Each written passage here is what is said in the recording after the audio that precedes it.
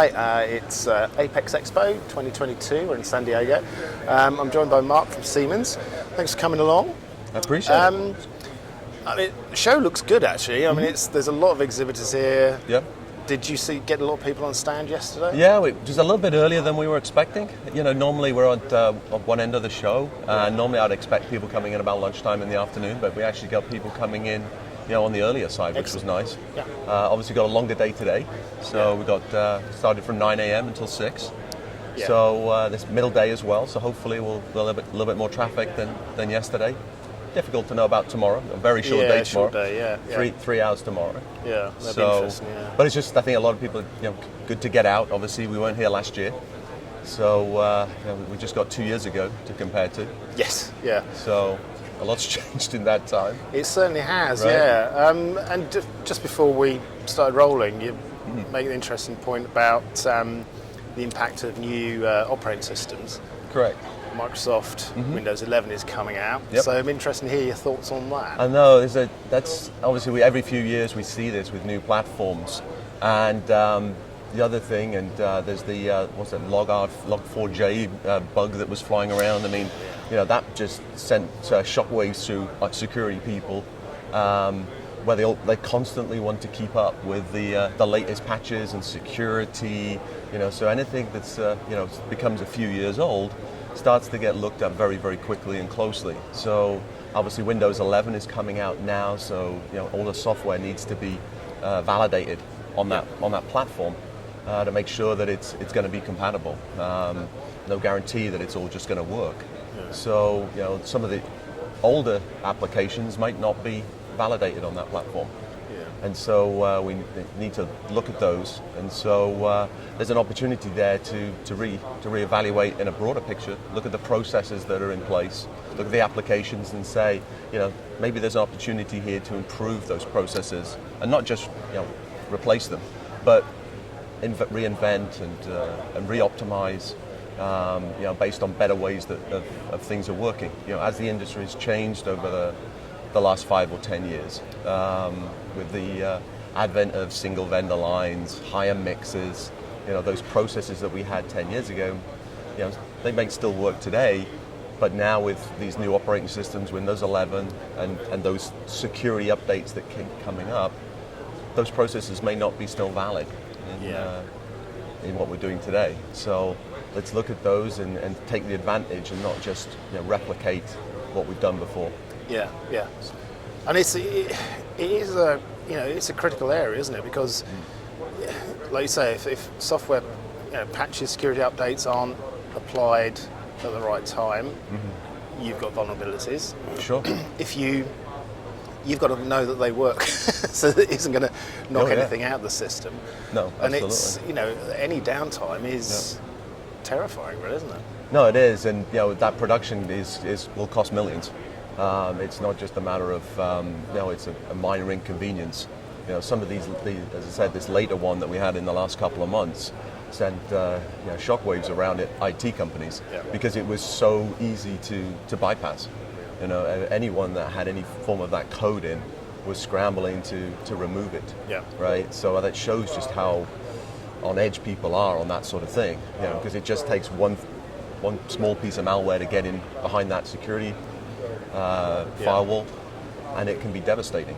So, you know, IT companies are very, very hot and have been for a number of years now on really making sure things are kept up to date. Yeah.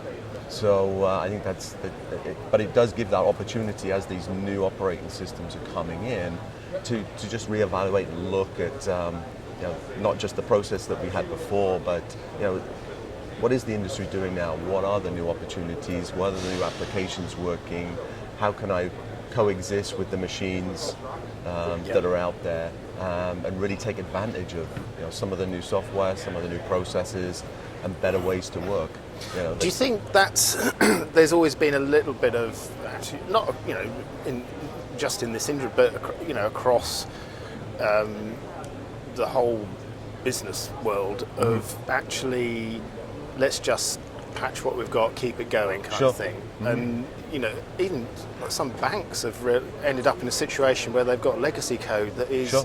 decades old. Oh, I know. And Yep. you end up in a situation where trying to actually, you've almost got to ditch it and reinvent the wheel, haven't you? Yeah, exactly, and we see that as well. Is that you push off that decision to upgrade, to bring it up to the latest instead of doing it every few years. Let me leave it for a few years, Yeah. and then you leave it for another, and it gets to the point where that upgrade is then very, very significant, and it can be very difficult, in those circumstances, and then you typically have to just start again, Yeah. and that's significant. So it's always good to keep up with software maintenance agreements so you can keep up to date on an annual basis. Yeah. That way, when a new operating system comes along or a new patch that you have to apply, because those patches could have been from software 5-10 years ago. Yeah. Thought it was okay, right? And then suddenly it becomes something that has to be replaced. So I think that the more you keep up to date on an annual basis, the better you are off when something significant comes along that you really have to react to. Yeah. As well, and it certainly goes across all of the industries. Obviously, here we're specific to electronics manufacturing, but the same principles apply. Across the board, as well. Do you think customers get it that that ongoing contract maintenance, and updates, it's not kind of an optional thing. If they want to keep. Yep. It's as important as the machinery in the factory, isn't it? No, absolutely and stuff. I mean, some of the machines you might be able to run off the network if you have to, but the power in the software is integration and the linkages and connections between it and the other systems. And as soon as you start severing those ties to those applications, a lot of that value can disappear. Yeah. So it really needs to be integrated tightly together. To be able to get that true value, and not just keep turning the wheel. I've talked to people over the years that will say, well, if this is the data you get, why don't you ask for something different? And then you go to talk to people that give that data. Well, they don't tell me, they don't ask for anything different, so I keep giving them the same thing, right? And so you get this just this status quo going on, where both people are like, well, we've got other things we can give you, and the other side can take advantage of those other tools and that other data if they had it. But it's the way that we've worked, right? Yeah. And so you want to be able to, you just keep doing what you're doing until it becomes a catastrophe. Yeah. And it all falls apart. And we're trying to avoid that with those annual agreements, keeping things up to date, applying those new versions, getting the patches that the operating systems are needed, so that we can move forward and then stay ahead of the game.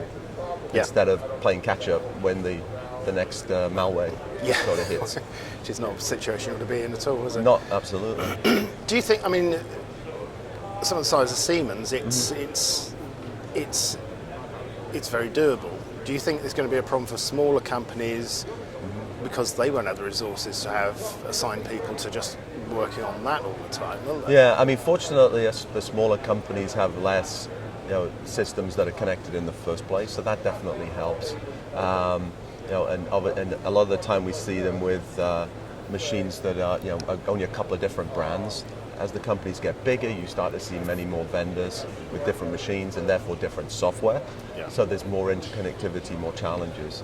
So as I said earlier about the single vendor lines, having a single line vendor simplifies that piece.